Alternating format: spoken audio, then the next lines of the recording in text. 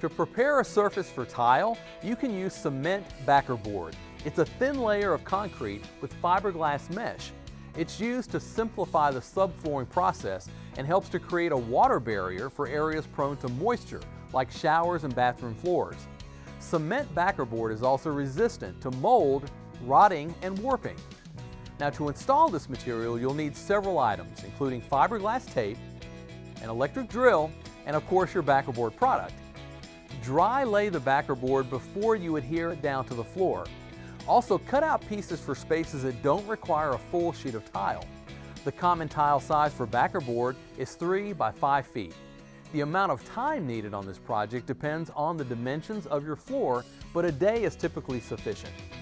Now, it may be necessary to have someone assist you.